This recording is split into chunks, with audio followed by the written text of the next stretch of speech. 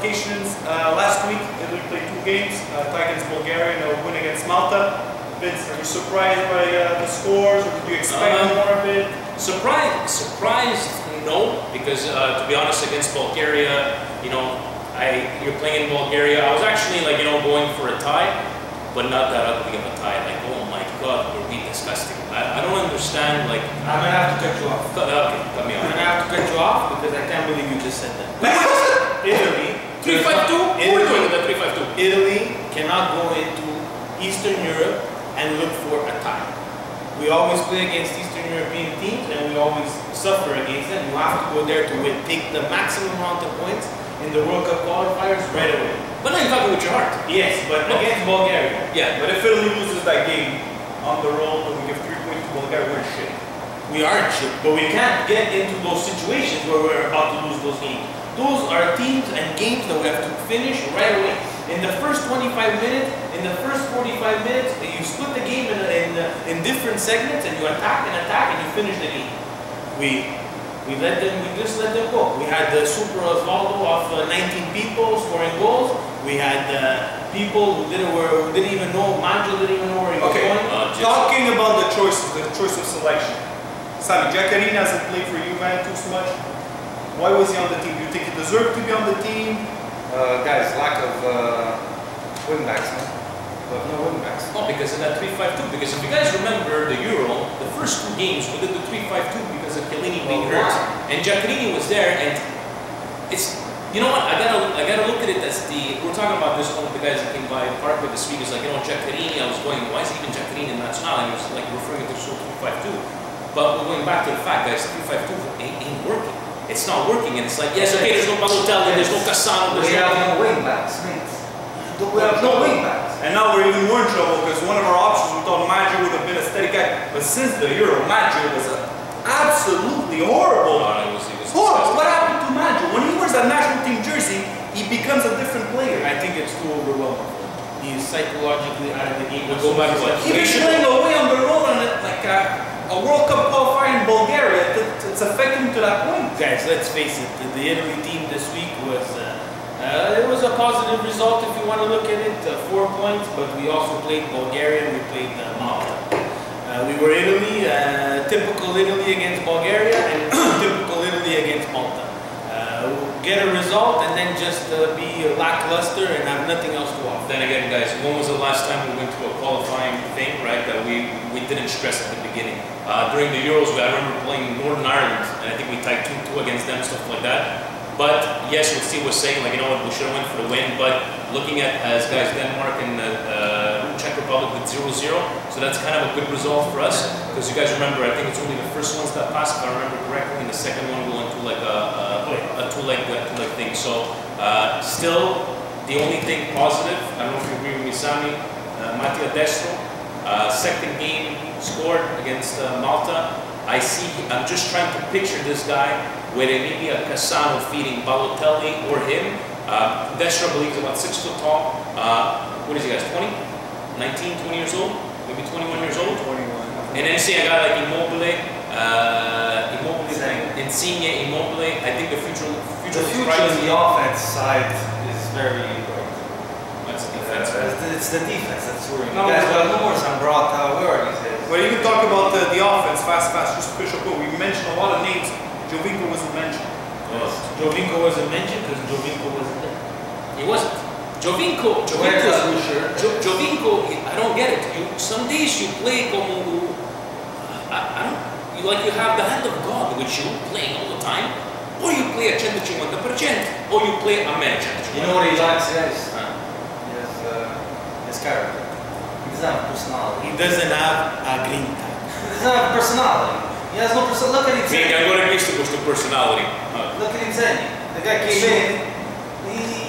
in. Took on guys. He didn't care who was in front of him. He didn't care. He came in like as if he was playing a nap. Exactly the way he should have. First game with the national team, and he was overhyped and everything. We'll see if he can carry that form. Obviously, he's a bright light. Yeah. Osvaldo, Fluke, or is that a guy that we should really depend on, or a guy that's a solid player on the bench? You don't need that. Osvaldo, I think, was just a temporary solution. Guys, don't forget about Balo. Balo, Super Mario, And shall I mention, the Serie A player of the week, Luca Toni. Back in Serie A with 1 goal, should be there. Pazzini go back home and get Luca Toni. But no, Osvaldo, guys, I am not as racist, very far from that. But I do not think a nation like Italy, with the talent that we have, need to go get somebody that is born outside of Italy.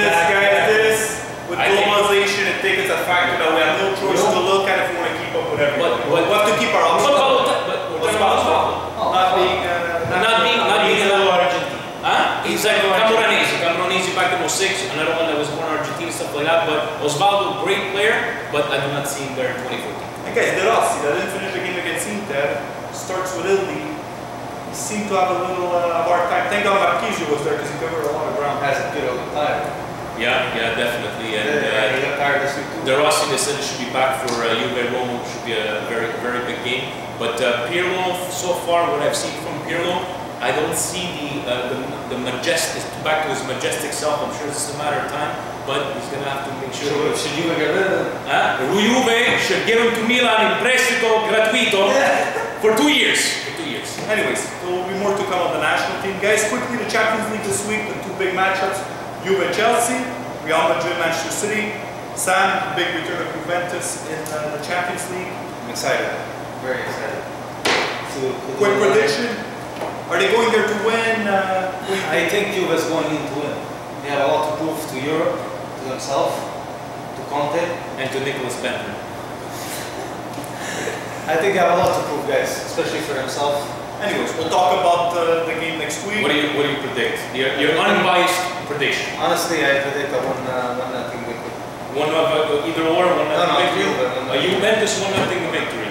You heard it here first. Sammy, sono Juventino onesto, 1-0 in Chelsea. It will be on a penalty shot. Oh. So, and the other big game, guys, Real Madrid, Manchester City.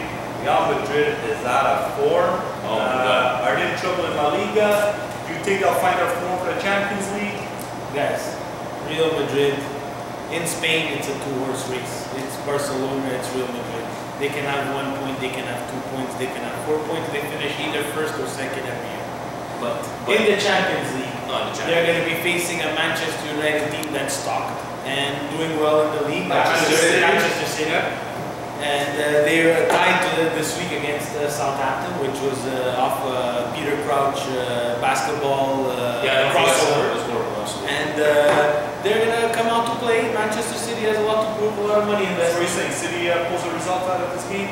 I think Real Madrid brings them back down to earth, and it's 3-1 Real Madrid.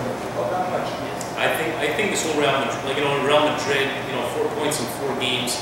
And as we were discussing before, it's only a couple of games into the season, but as Steve was just saying, it's a two-horse race. So there's 8 points difference right now because it's going to be a team thing. Is it already finished for them? Now let's remember they were 6 points behind. Barcelona was about 7 points behind last year, about 2 months left, and they still try to catch up. But in the end, Real Madrid. But I'm still with Steve on this one. I think Real Madrid hasn't done anything.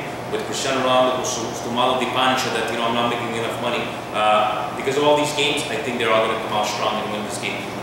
Anyways, next week, bigger segment on the Champions League. We'll have a chance to see most of the teams, so we'll be able to comment on that. Guys, let's finish the show with our tradition, the red card of the week.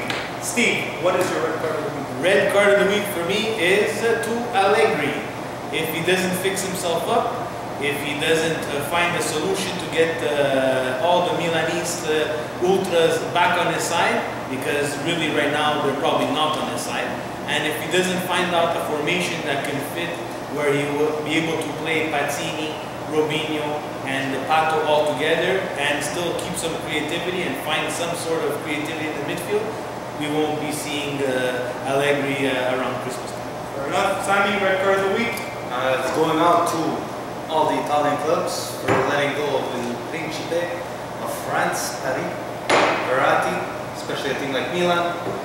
I think they would need a guy like him, a bit of creativity. To all the Italian teams. Including Juventus. Including Juventus, for letting go of Verratti.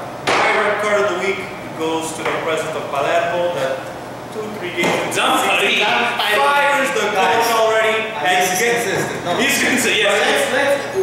He fired him today. He might be back at Christmas. Yes. Anyways, Gasparini, we know he doesn't have a long lifetime, well. So we'll see what you guys. 3 games? something like Something like that. Like that. Anyways, we'll see how it works out, but I'm surprised he got fired after a draw against Cagliari. So, anyways, more to come on Palermo. It's always a soap opera on that side. Vince, final word for you? Red card. I actually got 2 little ones. First one is from a couple of weeks ago with that whole Berbatov situation. Red card to Fiorentina.